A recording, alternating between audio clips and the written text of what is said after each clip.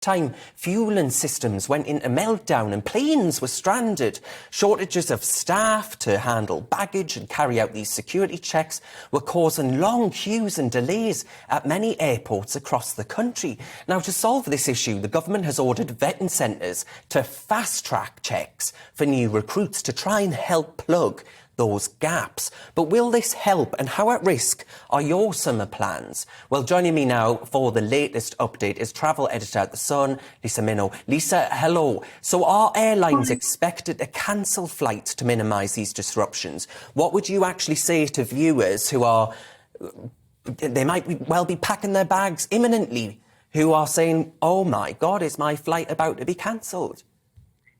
Yeah, I mean, I can understand their worries because this is going to be quite impactful on anyone who's booked to go out of Heathrow. Now, Gatwick has already announced that there's going to be a reduction in the number of flights they will allow going out of their airport over July and August.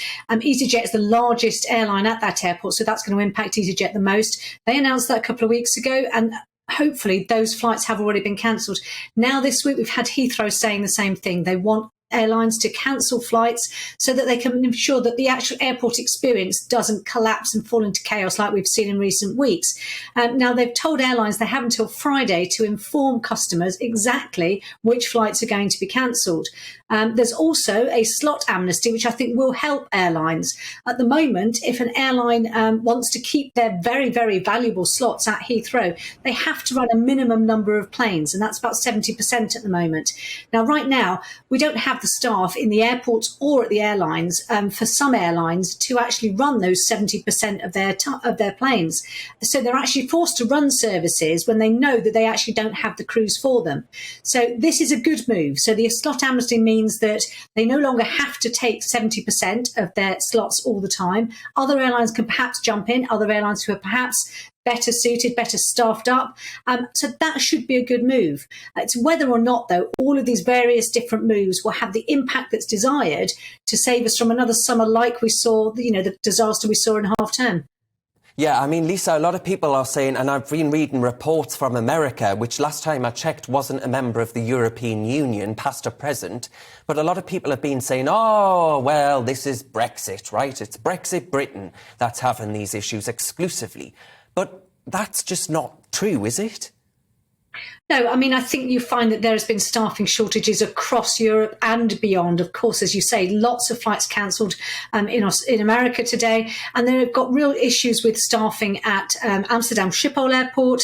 There is problems with Lufthansa. They've had to cancel many flights. And we've got strike action across Europe in terms of Ryanair and EasyJet staff in France, Spain, Portugal, and the UK. We've had, voting for strike action here as well. So this is something that is affecting the whole global aviation industry.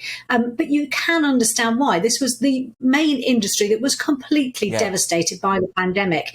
From lockdowns to then this stop-start, traffic light systems, travel corridors, and then for all of a sudden, all of those restrictions to be dropped, and that huge demand that they should have anticipated, if I'm honest. People were desperate to travel again. We're an island. We like to get away and we like to come back to our lovely little island, but we like to travel. So you can understand why. It's just the fact that it needs to be sorted quickly. Lisa, perfect advice. Thank you very much for your time. That was